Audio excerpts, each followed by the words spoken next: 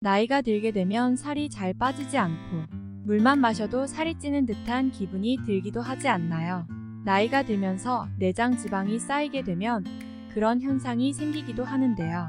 팔, 다리는 가는데 배만 나온 사람들 중에는 내장 지방형 비만인 경우가 많기 때문에 다른 여러 질환을 유발하여 위험할 수 있습니다. 이렇게 내장 지방의 효과적인 방법 중에 사과와 함께 먹으면 더욱 효과를 볼 수 있는 방법에 대해서 알아보도록 하겠습니다. 여러분들은 내장 지방이 무엇이라고 생각하시나요?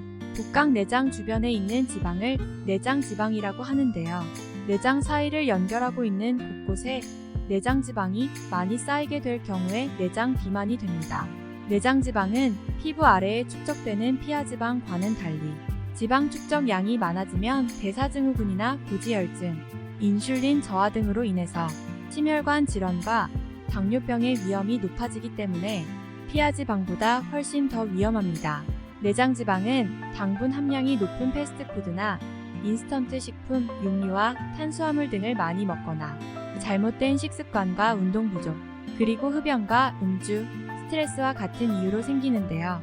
여러 조사에 따르면 사과에 들어있는 성분들이 지방을 분해해주기 때문에 내장 지방을 없애는 데 효과적이라고 합니다.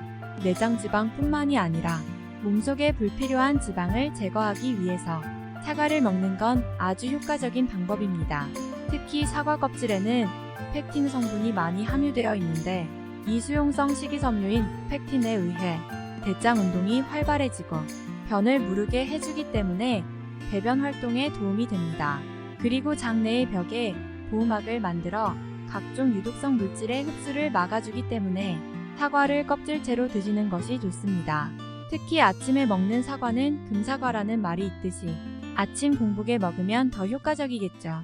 사과만으로도 이렇게 좋은데 이 사과를 생강과 같이 먹게 되면 더더욱 큰 효과를 볼 수 있다고 해요. 이 생강과 사과를 어떻게 먹는 것이 가장 효과적인지 알아보도록 하겠습니다. 동의보감에 의하면 생강은 성질이 따뜻하고 독이 없으며 구토를 막아주는 역할을 한다고 기록되어 있는데요. 신진대사를 원활하게 해주고 해독작용, 면역력 증진, 소화 촉진에 이르기까지 그 효능이 다양하고 뛰어난 것으로 알려져 있습니다. 생강 특유의 매운맛이 속을 따뜻하게 하고 식욕을 줄이는 데 도움을 줍니다. 식후에 당분이 많이 든 후식 대신 생강차를 마시게 되면 열량이 과도하게 흡수되는 것을 막을 수 있습니다. 또 생강에는 복부 팽만감을 줄여주는 성분이 있어 볼록 나온 뱃살을 줄이는 데 효과적인데요. 생강 속에는 디아스타아제라는 단백질 분해 효소가 들어있어 장운동을 촉진합니다. 특히 체중을 줄이기 위해서 운동을 열심히 하는 사람들은 생강차를 마시게 되면 그 효과를 배로 늘릴 수 있습니다. 생강의 성분 중에 풍부하게 함유된 진저롤은 체내에서 내장 지방을 태우는 역할을 해주고 진저롤과 쇼가올 성분은 운동 후에 생기는 근육통을 완화해주는 기능을 합니다. 그리고 신진대사를 활발하게 해 몸속 노폐물을 몸 밖으로 내보내는 데 도움을 줍니다. 쇼가올은 내장지방 세포의 생성을 억제해준다고 하니 우리 몸에 정말 좋은 음식이 아닐 수 없습니다. 그렇기 때문에 내장지방이 쌓이는 것을 예방해 주므로 생강을 먹으면 건강에 해로운 내장지방은 없애주고 건강에 큰 도움을 주는 것이겠죠. 한 연구 결과에 따르면 비만 상태인 쥐에게 한 달 동안 생강에 진저롤을 투여했을 경우에 체중 감량뿐만 아니라 내장지방 인자를 억제하는 효과가 나타난 것을 확인했다고 합니다. 그리고 이슬람 문학 중에 유명한 아라비안 나이트에서는 혈액순환을 원활하게 해주어 생강을 의신이 내린 정력제로 소개되기도 했습니다. 그리고 중국의 공자는 끼니 때마다 생강을 챙겨 먹어 건강을 챙겼다고 하죠. 체중이 갑자기 늘어나서 스트레스를 받으신다면 사과를 생강과 함께 드시는 것이 좋은데요. 어떻게 먹는 것이 영양소를 최대한으로 공급받으면서 건강과 맛을 제대로 챙길 수 있을까요?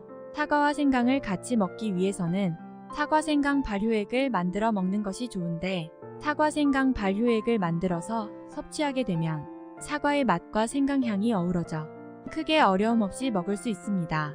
그럼 사과 생강 발효액을 어떻게 만드는지 알아보도록 하겠습니다. 재료는 취향에 맞게 사과 또는 생강의 양을 조절하시면 됩니다. 준비물을 소개할게요. 사과 600g, 생강 400g, 원당 또는 설탕 600g을 준비합니다. 먼저 사과와 생강을 식초물에 10분 정도 담가 두었다가 깨끗이 씻어 물기를 제거해줍니다. 물기를 제대로 제거하지 않을 경우에는 곰팡이가 생길 수 있으니 꼭 물기를 잘 닦아주셔야 합니다. 그 다음에 사과는 4등분에 씨를 제거한 다음 껍질째 얇게 썰어주시고 생강은 껍질을 벗겨 얇게 편을 썰어줍니다. 사과씨에는 독성이 있기 때문에 꼭 제거해주셔야 합니다. 얇게 썬 사과와 생강에 설탕 600g을 넣어 잘 섞어줍니다. 설탕은 발효 시에 미생물의 먹이가 되고 방부작용을 합니다. 유리병을 열탕 소독하여 잘 말려줍니다. 설탕과 버무린 사과와 생강을 유리병에 넣습니다. 그리고 맨 위에 천일염을 5g 정도 뿌려줍니다. 미네랄이 풍부한 천일염을 넣어주게 되면 산패하지 않고 발효가 잘 됩니다. 병뚜껑을 닫기 전에 병 입구에 깨끗한 면포나 부직포를 씌운 뒤 고무줄로 고정시켜주고 공기가 통하도록 병뚜껑을 꽉 닫지 않고 살짝 올려둡니다. 10도에서 24도 사이에 상온에 보관하면 발효가 진행되면서 거품이 생깁니다. 하루에 한 번씩 나무숟가락 등을 이용하여 설탕이 잘 녹도록 저어주면 됩니다. 그리고 사과 생강 발효액을 7일 정도 후에 건지와 액을 걸은 후 건지를 걸러낸 사과 생강 발효액만 3개월 정도 서늘한 곳에서 저온 숙성시켜 그때부터 음용하시면 됩니다. 발효액을 드실 때는 물과 1대4 또는 1대5 정도로 희석해서 드세요. 사과 생강 발효액을 먹게 되면 장 건강에 큰 도움이 됩니다. 사과 생강 발효액 속에는 펙틴 성분과 타닌이 풍부하게 들어있기 때문에 대장 운동이 활발하게 촉진되면서 변비 해소와 장내 염증 제거에 큰 도움이 됩니다. 또한 골다공증을 없애주는 효과가 있습니다. 사과 껍질에 다량 함유된 펙틴 성분이 위산의 분비를 촉진시켜주어 체내 칼슘의 흡수를 도와주기 때문인데요. 그래서 나이 드신 분들이나 뼈가 약하신 분들이 약해진 뼈를 강화시키는데 매우 효과적입니다. 또한 사과의 페놀산 성분이 체내의 유해산소를 제거시켜주기 때문에 뇌졸중 예방에 효과가 있습니다. 지금까지 사과의 효능과 생강의 효과에 대해서 알아보고 그 두 가지를 같이 먹을 수 있는 사과 생강 발효액을 만드는 방법에 대해서 알아보았습니다. 이번 영상이 도움이 되셨다면 좋아요, 구독, 알림 설정까지 부탁드립니다. 여러분들의 관심은 영상을 제작하는데 큰 힘이 됩니다.